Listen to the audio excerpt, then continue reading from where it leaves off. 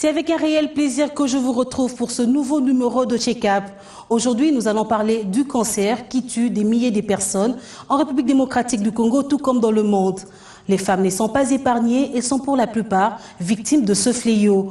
Par manque d'informations et des soins appropriés, elles se retrouvent dans des situations pénibles et souvent perdent la vie. Le cancer de sein est à ce jour un véritable problème de santé publique. Dans ce numéro de Check-up, tout le contour sur cette endémie. Restez avec nous pour la suite de cette émission. Du cancer qui ne sont pas à la portée de tous les malades. Ces méthodes, rappelons-le, a des exigences de poids et d'argent.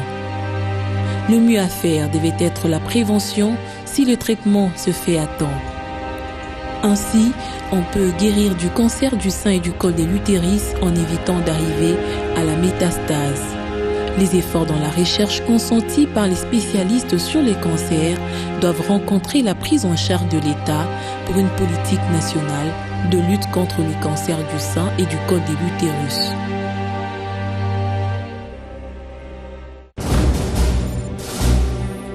Nous recevons sur ce plateau le docteur Stanislas Soulou-Masseb. Il est président de la Ligue nationale contre le cancer en République démocratique du Congo. Merci d'être venu, docteur. Merci, madame. Merci. Docteur, pour commencer, on parle du cancer du sein en République démocratique du Congo. Vous êtes un grand docteur, un grand médecin qui lutte contre cette maladie. Quelle est la situation en République démocratique du Congo? Est-ce que la maladie est-elle toujours en progression ou bien les sensibilisations portent déjà des fruits? Quand je regarde les statistiques des sources hospitalières, recueillies à partir des sources hospitalières, le cancer du sein, comme tous les cancers d'ailleurs, sont toujours en progression dans notre pays. Aussi bien que le cancer du sein, comme le cancer du col et les autres cancers. Donc, il n'y a qu'une progression et pas une stabilisation ni une régression. Donc, l'incidence du cancer augmente. Dans notre pays, ça augmente. Nous faisons, je peux vous dire une chose, depuis 1996, je peux vous donner le cas du centre hospitalier Nganda parce que j'y travaille. Donc, la première cause de mortalité chez nous, c'est le cancer. La première chose, le premier cancer, c'est en fait chez les femmes, c'est le cancer du col, mais suivi du cancer du sein. Et parfois, c'est d'abord le cancer du sein qui tue plus la femme que les autres cancers. Donc, quand vous prenez les cancers gynécologiques, donc chez la femme, donc le cancer du col, le cancer du sein, ces deux cancers-là sont vraiment des cancers meurtriers et qui ne font qu'augmenter en incidence. Aujourd'hui, les femmes continuent à mourir de ce cancer, notamment le cancer du sein et celui du col utérin, mais des sensibilisations aussi se multiplient. On sensibilise, on lutte contre le cancer. Est-ce qu'on doit dire que ces sensibilisations-là n'arrivent pas à sa cible pour que ça ne puisse pas changer la situation? Bien, la première chose, d'abord, c'est de pouvoir féliciter, de remercier toutes ces ONG, toutes ces personnes, les médias, et toutes les personnes donc, qui ont une certaine connaissance en matière de cancer, qui se mettent à sensibiliser, à apporter l'information et la bonne. Donc d'abord, félicitations et merci, et nous espérons que ça va continuer. Maintenant, entre la sensibilisation et la mise en pratique des matières qu'on a apprises lors de sensibilisation, il y a toujours en fait un décalage. Donc nous ne pourrons pas dire que la sensibilisation n'a pas amené, n'a pas encore apporté le fruit qu'il faut. Il faut qu'on continue à sensibiliser et, voir sur 5 ans, sur 10 ans, sur 15 ans, qu'est-ce que ça devient. Donc voilà, je ne peux pas dire qu'il n'y a pas de fruit du fait de la sensibilisation. Et puis certains cancers, vous savez, ça prend beaucoup de temps. On a sensibilisé aujourd'hui, n'est-ce pas? Il faudrait le faire demain. Mais bon, donc nous devons continuer à sensibiliser. Et il faut absolument que nous continuions à sensibiliser. Ça sera la première mesure de lutte contre le cancer. Et ça devra être comme ça. Et on ne pourra jamais laisser baisser les bras parce qu'il y a une diminution de l'incidence. Je ne sais pas en quelle année ou en quel siècle, mais chez nous, pour le moment, le cancer, c'est une maladie vraiment tueuse et qu'on trouve très fréquemment. Et même parfois, la première cause de mortalité, comme j'ai dit, dans certains hôpitaux, comme le nôtre par exemple. Et je pense à mon avis que c'est presque pareil. Donc, je sais, en tant que président de la LINAC, que d'autres hôpitaux se trouvent dans pareille situation. Donc il y a bien sûr nos villages, etc. Nous ne savons pas très très bien ce qui s'y passe. Parce qu'il y a encore à faire. Il y a encore à faire, docteur, mais comment est-ce que ça se manifeste, la maladie? On sait tous qu'à Kinshasa ou en République démocratique du Congo, les gens ont du mal à se présenter dans des structures sanitaires pour faire un check-up. On est à la maison, on a mal, on a des douleurs, on ressent de la fatigue par exemple, mais on a du mal à se rendre à l'hôpital. Et finalement, on arrive tard. Comment est-ce que la maladie se manifeste pour que nous puissions vraiment être poussés à vite se rendre dans des centres de santé? Mais d'abord, vous avez dit, on arrive tard. Ce mot-là est important. Arriver tard en matière de cancer égale la mort. Dans d'autres pays, on guérit plus de cancer que chez nous parce que le cancer est dépisté précocement, à ce stade de début. Mais chez nous, malheureusement, ce n'est pas tout simplement parce qu'il n'y a pas les malades ou les patients ou patientes n'ont pas de moyens. Mais c'est parce qu'il y a du charlatanisme. Tout le monde dit guérir le cancer. Regardez que j'ai la tête chauve, les rides, j'ai vieilli. Mais je n'ai pas vu un seul cancer soigné par un traditionnel quelconque ou par je ne sais pas quoi. Et c'est ça ce qui tue. On prend au malade toutes les ressources financières pour une consultation médicale, pour, disons, et c'est ça, et après on le délaisse. Et on lui dit, bon, Dieu n'a pas accepté votre prière. Donc tout ça, le charlatanisme, est une des causes. Bien sûr, la pauvreté, on ne peut pas mettre de côté la pauvreté, parce qu'au fait, que voulez-vous? D'abord, le cancer est une maladie de prise en charge très coûteuse, parce que les équipements de prise en charge du cancer coûtent. Parce que nous n'avons pas encore la politique, par exemple, d'exonération des produits, de médicaments, des équipements, et tout cela. Parce que nous n'avons pas encore un programme officiel, fonctionnel de lutte contre le cancer, opérationnel, financé par le Trésor public. Donc tout ça, la pauvreté fait que, bien sûr, le charlatanisme, la pauvreté, tout ça, l'ignorance en fait, d'accord? Tout cela, ça contribue à la grande mortalité par cancer. Jusqu'à près de 80% des cas de cancer chez nous, dans notre pays, meurent.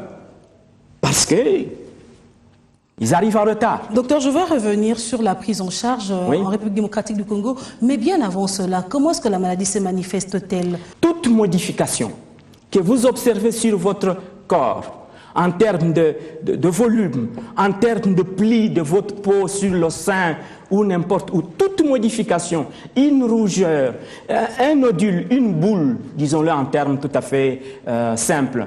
Donc tout ce que vous voyez qui apparaît chez vous, que vous n'aviez pas avant, toute modification que vous notez sur votre organisme, tout dysfonctionnement de votre tout ce que vous voyez, enseignement par exemple en termes de cancer du sein.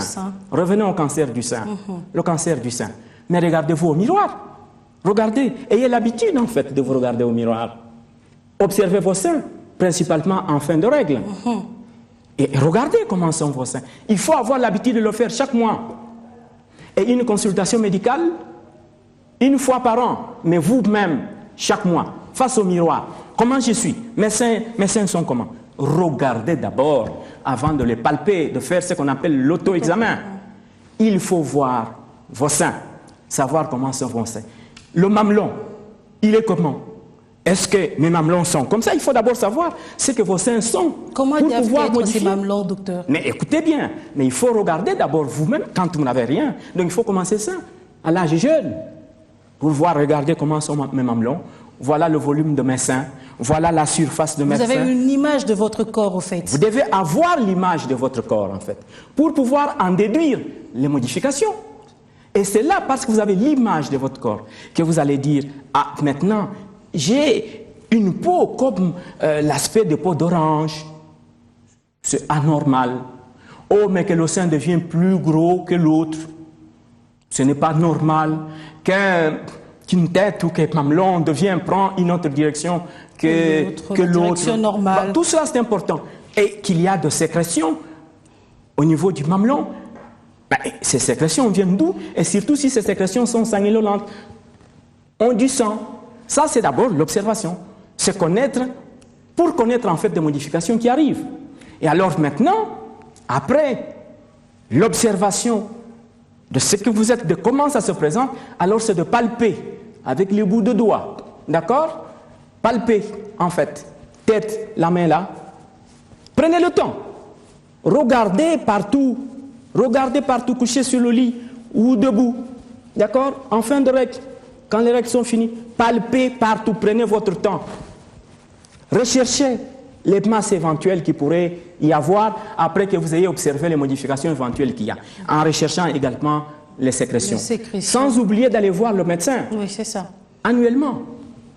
Lui, il va dire, écoutez, je vous ai examiné, écoutez, une mammographie ou pas. Donc c'est important. Si déjà vous pouvez faire l'auto-examen, qui commence par l'observation et en fait l'autopalpation, et puis si vous pouvez voir le médecin chaque année une fois, je pense que c'est déjà bien. Voilà. Docteur, ce sont des signes très importants que vous venez de décrire tout à l'heure, même avec des démonstrations, c'est très bien pour aider la population qui nous suit en ce moment même. Mais est-ce que on peut connaître les causes de cette maladie? C'est dû à quoi, les cancers du sein, par exemple? Bien. En fait, le cancer du sein, environ 5 à 10%, c'est parce que on a bien tendu l'oreille. C'est parce que on a eu une grand-mère, une mère, une tante, une nièce, en fait, parce qu'en famille, on a eu un cancer. Qu'est-ce que cela signifie? Que dans votre famille, vous êtes susceptible. Vous avez une susceptibilité, vous avez une anomalie, que vous héritez, une mutation de gènes, que vous héritez, en fait, de votre famille. Voilà. Mais ça ne fait que 5 à 10%. Les 90%, donc on appelle ça donc les causes héréditaires. Oui. D'accord? Mais dans les 90%, c'est sporadique. On ne sait pas. On ne retrouve aucune cause. On ne trouve rien. Pour souligner le fait que le cancer du sein peut atteindre tout le monde. Ne dites pas, non, oui, moi dans ma famille, il n'y a jamais eu ce cancer-là. Et qui dit cancer du sein, surtout de causes héréditaires, veut dire aussi le cancer de l'ovaire, veut dire aussi le cancer du côlon. Ces cancers-là, quand vous les avez dans votre famille, du sein, des ovaires et du côlon, mais c'est un peu les mêmes mutations qu'il y a. Donc, en dehors de ces mutations, c'est un cancer non héréditaire, lié principalement à notre environnement. Est-ce que l'alimentation peut nous prédisposer à faire avoir le cancer? Absolument oui. L'alimentation peut le favoriser. En fait, nos choix de vie. L'alimentation. Commençons d'abord par, écoutez, si nous pouvons considérer que l'alcool est aussi un élément alimentaire. L'alcool. Tout alcool, que ce soit de vin, que ce soit de bière, que ce soit des alcools forts, plus vous les consommez, plus également vous vous exposez au cancer, en fonction du nombre de grammes d'alcool que vous consommez. Bière et tout ça. Ça, c'est une première chose. La deuxième chose, mais en fait, l'obésité, parce que vous consommez des acides gras, aussi bien, disons, des acides gras trans qu'on trouve dans toute la fabrication de tout ce qu'il y a dans des alimentations. Par exemple, dans les pains, dans les biscuits, dans je ne sais pas quoi, dans les pâtes. Voilà, tout ça. Mais il faut aussi que je dise une chose en termes d'alimentation. Parce que je vous ai dit, attention, l'obésité, le surpoids, parce que vous consommez de graisses animales importantes, ainsi de suite. Mais il y a aussi des aliments qui protègent en fait, qui peuvent protéger. Par exemple, la consommation du thé vert. Ça peut protéger contre le cancer du sein. Par exemple, la consommation de soja peut également protéger, diminuer le risque contre le cancer du sein. Donc, il y a des choses qu'on peut manger qui peuvent prévenir cette maladie.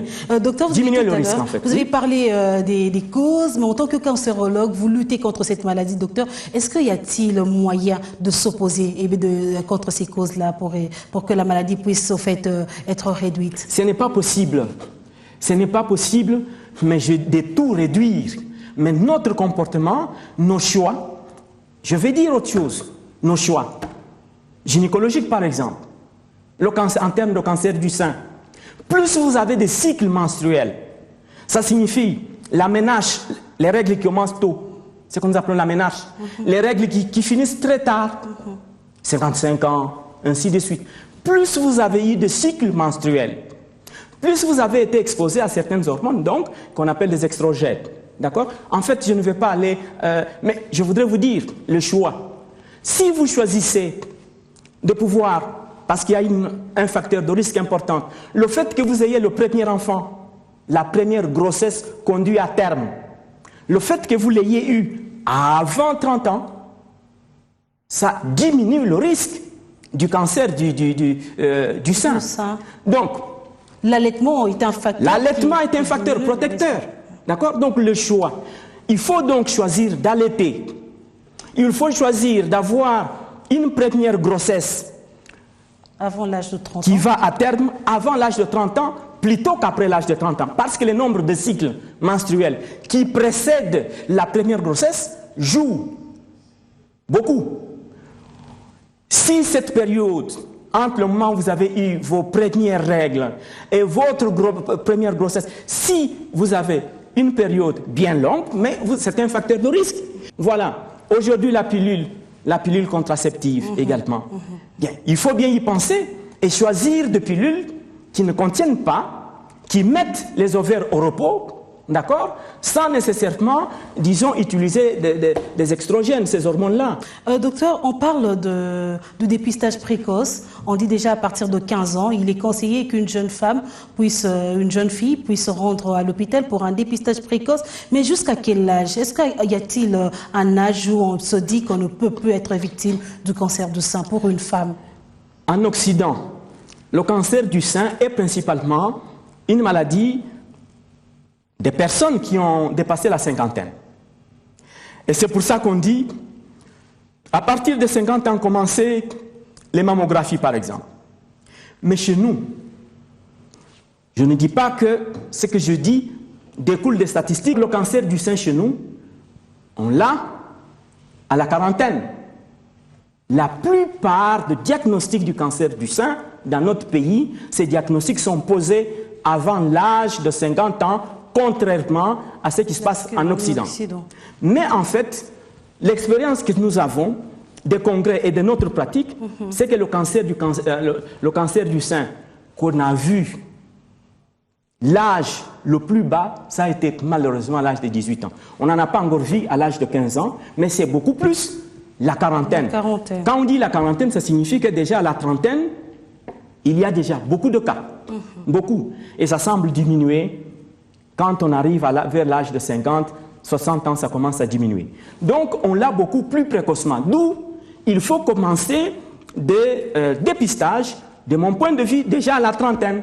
Il faut, comme j'ai dit au départ, d'abord par l'auto-examen, mais il faut le faire, suivi du contrôle médical, une fois par an, et en fait, les mammographies en fonction du rythme que le médecin aura, soit 2 ans, soit 3 ans. On va revenir, docteur, à la prise en charge. Vous êtes médecin, vous soignez, vous recevez des cas de cancer au centre Nganda, ce centre de la place qui reçoit beaucoup de cas de cancer. Vous l'avez même dit que c'est la première cause de mortalité de femmes chez vous. Comment ça se fait, cette prise en charge? La prise en charge d'un cancer, c'est d'abord, la première chose, c'est arriver au diagnostic. Il faut arriver au diagnostic. Et il faut arriver au bon diagnostic, parce que souvent on a des confusions. Beaucoup de cas nous arrivent, par exemple de l'intérieur. Il ne faut surtout pas toucher à un cancer du sein quand vous ne savez pas conduire la prise en charge. Le cancer du sein ne se guérit pas que par la chirurgie. Et encore, s'il faut faire la chirurgie, il faut faire la chirurgie la bonne. Pas tout simplement se limiter.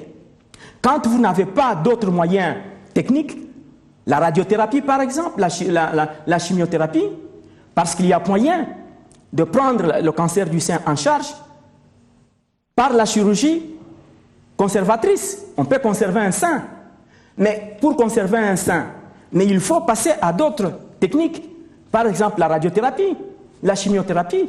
Mais si vous n'avez pas ces techniques-là, il ne faut pas faire ce qu'on appelle uniquement une thymérectomie, donc comme nous disons dans notre jargon, où on enlève uniquement, comme on dit, la boule.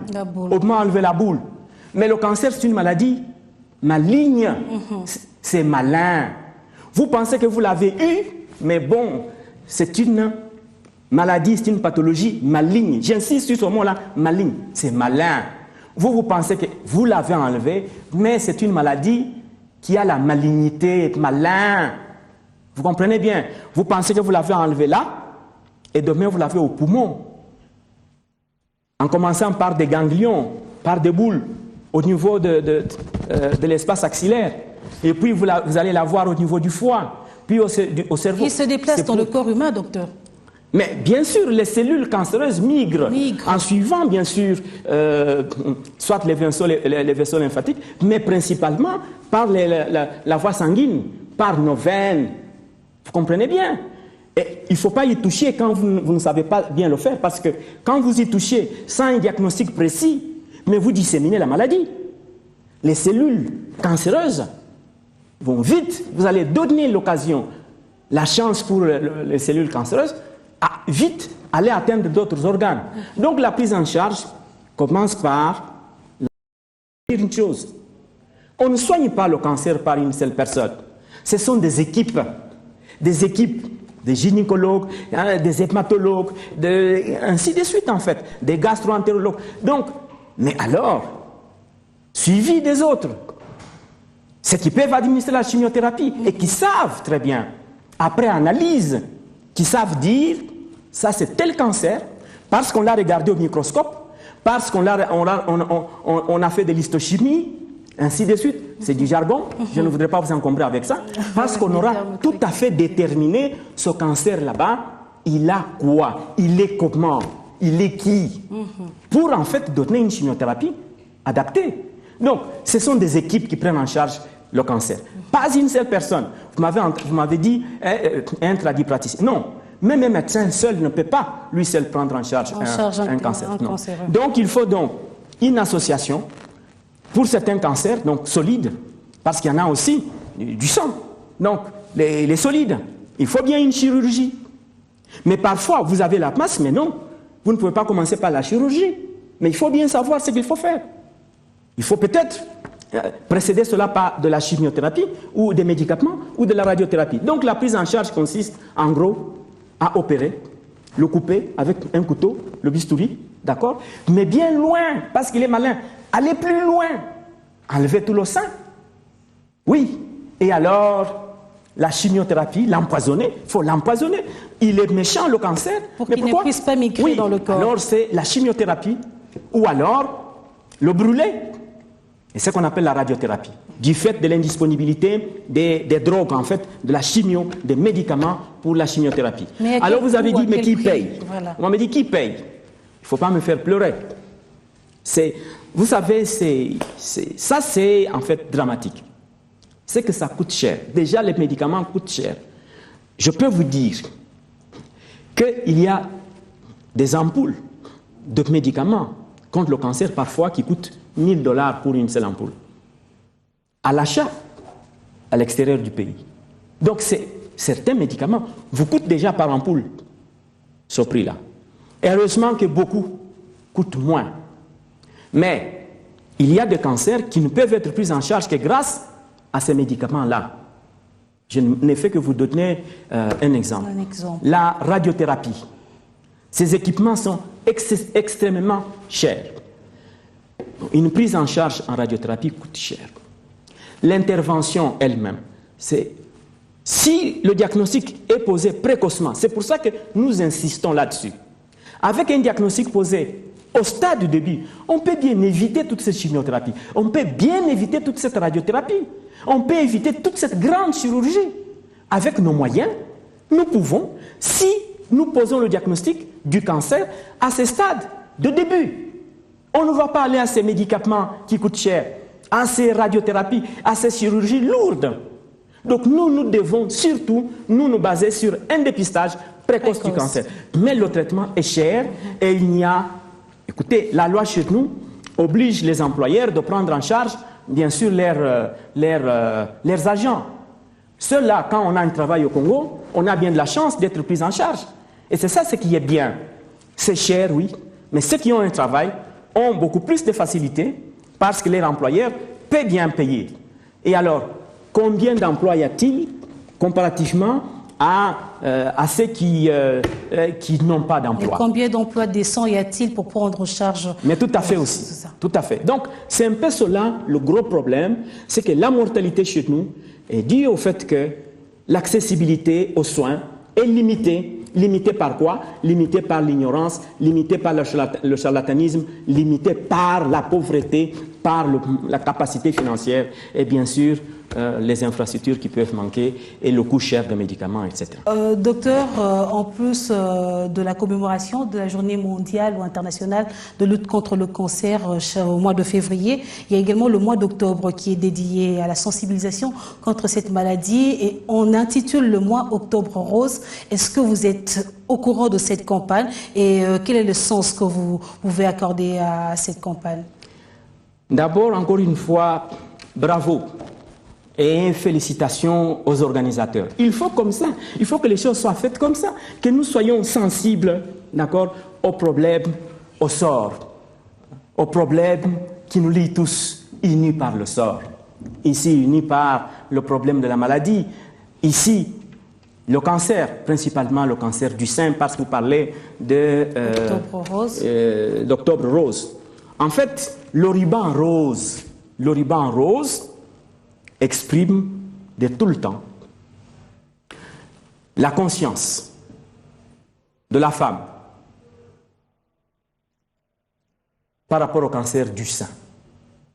Donc, Octobre Rose, j'espère que les femmes, tout souvent, entendre cela, c'est un des meilleurs moyens de dire aux femmes: le cancer du sein vous guette. Faites quelque chose par vos choix. J'ai dit les choix alimentaires, en évitant les excès de poids, en évitant l'obésité, en évitant l'alcool, en pratiquant l'exercice physique 30 minutes, au moins 5 jours par semaine. N'est-ce pas? Voilà. La pilule, oui. Choisissez-en une bonne. Allaitez votre enfant. Vous allez le protéger, vous le protégez contre des maladies. L'enfant, mais en même temps, vous vous protégez vous-même. Allaitez. Ayez votre première grossesse avant l'âge de 30 ans, à la vingtaine. Il y a toutes ces attitudes-là qui sont réveillées par Octobre Rose. Docteur Soulou, merci d'avoir répondu à nos questions. Je rappelle que vous êtes président de la Ligue nationale contre le cancer en République démocratique du Congo. Nous espérons vous recevoir encore une fois sur ce plateau de check-up afin de continuer à sensibiliser la population. Et dans 1001 questions santé, comment faire l'autopalpation? Comment faire l'autopalpation? L'auto-examen des seins peut être pratiqué tous les mois, idéalement juste après les règles. Placez-vous devant un miroir et observez vos seins. Différents points doivent attirer votre attention. La forme ne doit pas changer. Aucun liquide ne doit s'écouler du mamelon qui ne doit pas être rétracté. L'aspect de la peau devrait être uniforme.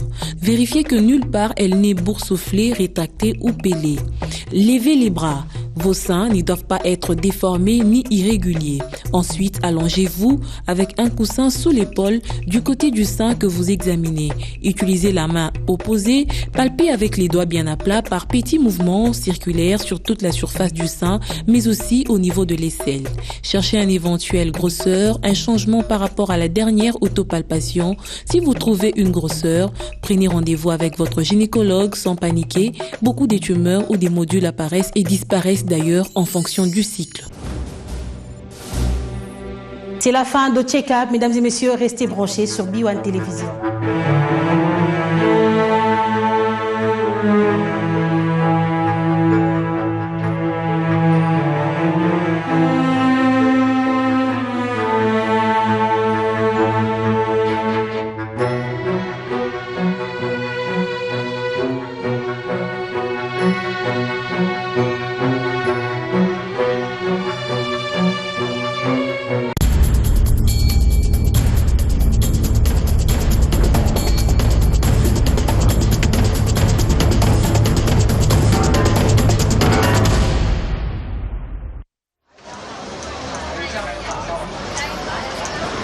Mais bon, on peut Papa, tonton, monsieur. To, what is the to? 听不懂，他说什么意思？我听不懂。 Rate. 已经给你钱了， Rate, 给你500。 No chinois. You speak français or English? 什么意思？说什么意思？听不懂。我500块钱已经给你了，说什么？啊？500块已经钱给你。Ah, mais, na samwe, yon interprète à ça,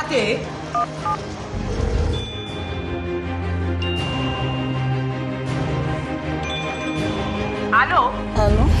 Allô? Allô? Mado, nga Justine, y'a mon bon, au qui combien? Allô? Maman! Téléphone est cassé. Hey! Tous les jours, Eurobank vous apporte des solutions pour vous simplifier la vie. Avec la China Card Union Pay d'Eurobank, faites vos achats en Chine sans inquiétude, avec un tarif défiant toute concurrence. Demandez votre carte dans votre agence la plus proche avant d'embarquer pour la Chine.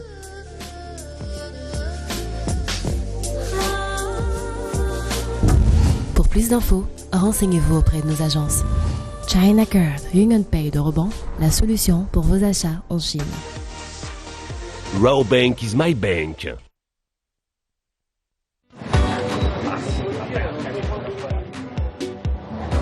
S'il vous plaît, lâchez-moi cette unité Tigo.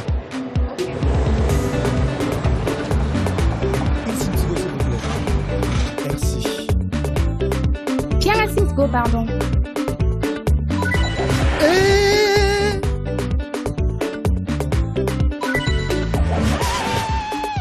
Mais pourquoi tout le monde achète la SimTigo? Qu'est-ce qui se passe? Yébé la cache, cousin, tu es hors jeu. Ah bon? Désormais, grâce à l'offre Yébé la cache de Tigo, achetez votre SIM Tigo, consommez des unités chaque semaine et gagnez de l'argent sur votre compte Tigo Cash. C'est très simple. Vous consommez 100 unités, vous gagnez 100 francs congolais sur votre compte Tigo Cash. Plus vous consommez des unités, plus vous gagnez de l'argent. Ah, donc ça marche avec le nouvel SIM. Mais non! Vous avez déjà une SIM Tigo? C'est très bien. Activez l'offre Yébé la cache une seule fois en envoyant Tigo par SMS au 333.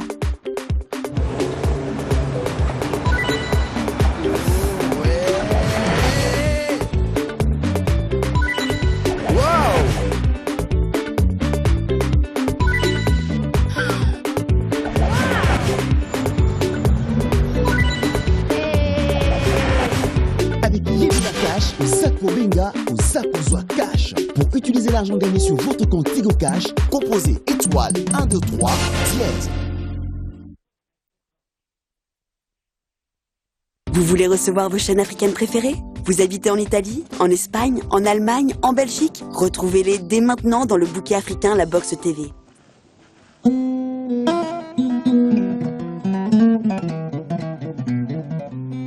Mbimilele jamaria dijam. Nani, nani, nani. Bouquet africain rinadi jam. Toi aussi, tu veux recevoir des scènes africaines comme au pays? C'est simple et c'est possible grâce à ce petit boîtier, le bouquet africain La Box TV. Pas besoin de parabole, pas d'engagement et c'est plus de 20 chaînes dont Nollywood TV pour un prix extra. Pour la commander ou trouver l'adresse du revendeur, va sur www.lebouquetafricain.com.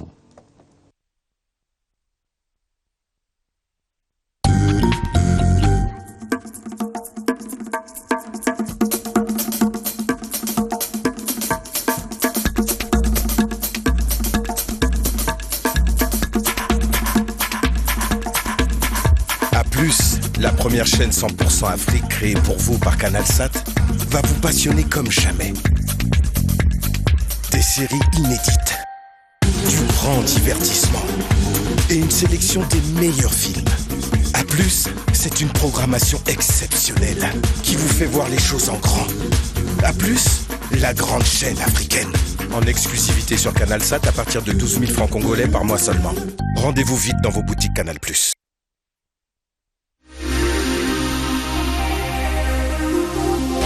Incontestablement, Kin Label se réveille de sa plus belle robe. Inexorablement, la révolution de la modernité est en marche. Du nouveau à Kinshasa, du nouveau à Kin Label. Béatrice Hôtel est là, une œuvre des Congolais pour la fierté des Congolais pour la République démocratique du Congo. Béatrice Hôtel, 4 étoiles, vous offre un cadre paisible, le luxe et le confort, avec des professionnels à votre service, des chambres à votre meilleur goût, une conciergerie, restaurant, bar, salle pour banquets, conférences, réunions et piscines. Un service traiteur est disponible pour tous vos besoins. Laissez-vous charmer par les trésors de Béatrice, votre hôtel.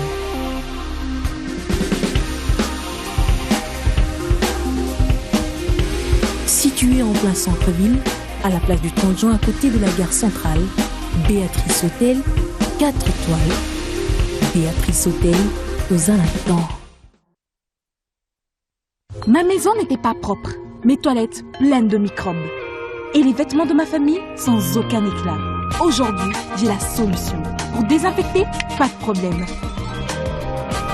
Propreté, pas de problème. Et pour la blancheur, pas de problème.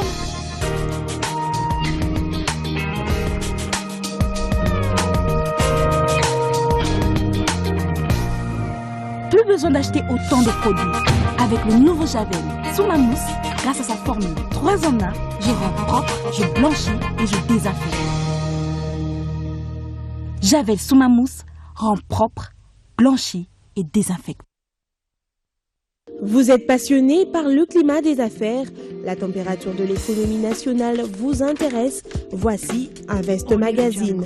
Invest Magazine, désormais le vôtre, est dans vos kiosques. Un bimestriel bilingue de référence consacré au secteur d'investissement et de la vie et des entreprises vous présente les opportunités d'affaires en République démocratique du Congo. Dans ce premier numéro, découvrez le dossier sur le projet INGA, l'éveil du Congo, une révolution agricole avec ses parcs industriels et les villages agricoles, innovation signée gouvernement Matata Pognon. Makermwangu Famba prépare la relève du Congo de demain en investissant sur la formation de la jeunesse. La dédollarisation de l'économie nationale, effet d'annonce ou réalité, c'est Invest Magazine. Invest Magazine, la température du climat des affaires en RDC. Vous êtes une entreprise sérieuse. Vous voulez améliorer les performances de votre entreprise, gagner en professionnalisme et en crédibilité. Démarquez-vous en optant pour la solution Internet high speed que vous offre iBurst Africa. Conçu exclusivement pour les PME et grandes entreprises, iSpeed vous offre une connexion Internet stable et à haut débit. Grâce à sa technologie de pointe, la performance de iSpeed est de loin la meilleure. Avec sa bande passante dédiée, iSpeed garantit à votre entreprise une connexion rapide, des téléchargements ininterrompus et un service Internet à un prix défiant toute concurrence. iSpeed est disponible en 64K, 128K, 256K, 512K, 1024K et 2048K. Souscrivez à une des options iSpeed et rejoignez-nous sur l'autoroute de l'information et de la communication. Pour plus d'informations, contactez notre service commercial au 081 555 88 28, soit au 099 60 30 400, ou passez à notre direction générale 6 avenue de la Justice numéro 13, commune de la Gombe à Kinshasa. iBurst Africa, Internet sérieux.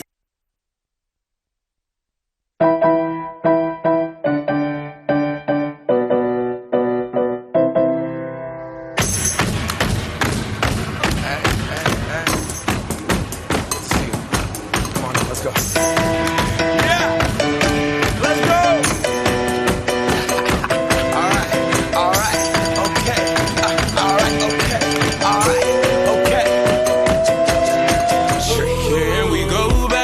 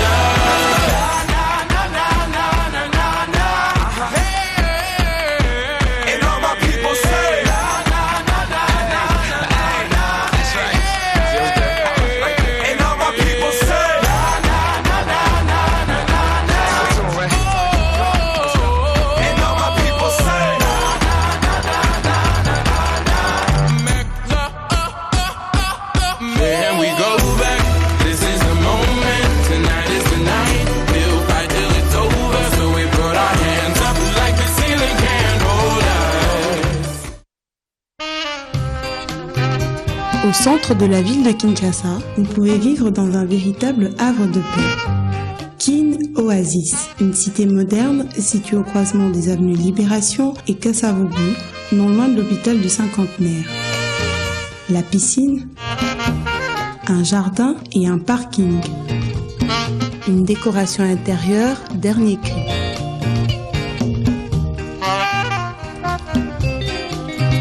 Kin Oasis, c'est aussi des appartements résidentiels multi-étages.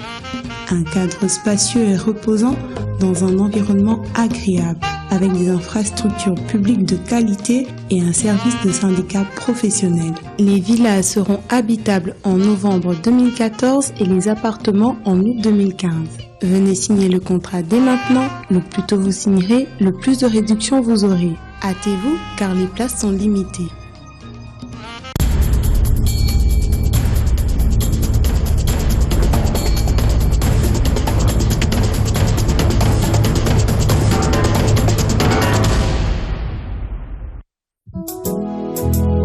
Pour un Congo émergent, on a besoin de tous. Bissau. Dimanche 8 juin 2014, Salon Congo du Grand Hôtel Kinshasa, Noir de Monde. L'événement, c'est la soirée culturelle des commémorations de l'indépendance et des traits de valeur de l'histoire de la RD Congo. Je voudrais profiter en ce jour, mesdames, mesdemoiselles et messieurs, saisir cette occasion et cette rencontre culturelle pour lancer une offre à nos meilleures compétences afin qu'ils se constituent en membres d'un jury qui sanctionnera chaque année sur les prouesses, les performances de nos compatriotes dans les différentes branches de leurs activités. La création d'une émulation dans tout le pays, c'est bien de cela qu'il s'agit. Projet bien ambitieux qui embrasse tout le domaine de la vie nationale. Et la culture, véritable attestation de l'évolution politique, sociale, économique d'une société, est une des portes par où passer. Et c'est justement cette porte qu'a franchi le samedi 25 octobre 2014 l'initiateur de la campagne d'éveil patriotique Bissau, l'ambassadeur Jean-Pierre Moutamba. Pour manifester son accord et son soutien au projet, le ministre des Sports et Loisirs, Culture et Arts, Baudouin Banza Moukalai, a apposé sa signature sur le document. Je vous encourage d'aller de l'avant. Au-delà de la fraternité, de par les fonctions que nous occupons et de par l'objectif que vous poursuivez, nous sommes condamnés à marcher ensemble. Moi, je suis d'accord. Démarche similaire au cabinet du ministre de l'enseignement primaire, secondaire et professionnel quelques jours avant. Ici, l'initiateur des Bissau, l'ambassadeur Jean-Pierre Moutamba, a axé son message autour de l'éducation pour relancer le patriotisme dans les milieux scolaires. Message accepté et apprécié par le ministre Makier Mwangou. Dans la même logique, l'ambassadeur Moutamba a récemment apporté son soutien moral à l'entreprise congolaise Egalsa, entreprise œuvrant dans le secteur de l'agroalimentaire, avec des produits congolais consommés par le Congo. Une prise de conscience qui cadre bien avec la vision des Bissau, fierté, honneur, dignité. Aujourd'hui, nous devons montrer au monde que le Congo a un rôle à jouer dans le monde de demain. Et cela est possible.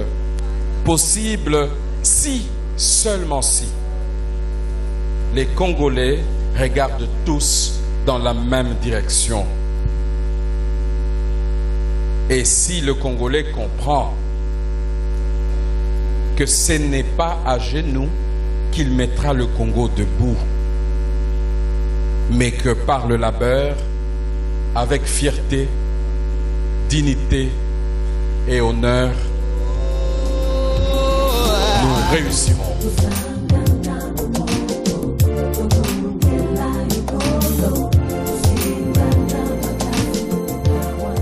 La prise de conscience, c'est également dans l'assainissement.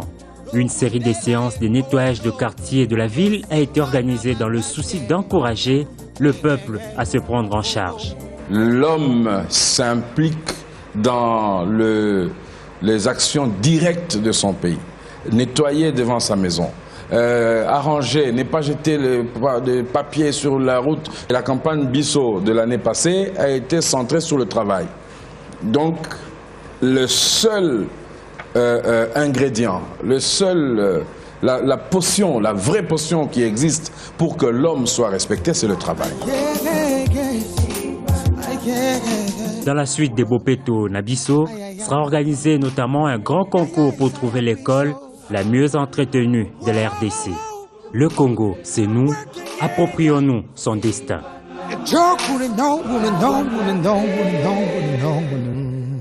On est ensemble, y a pas de souci avec B1, notre radio 87.8 MHz. B1 FM, l'excellence dans la simplicité.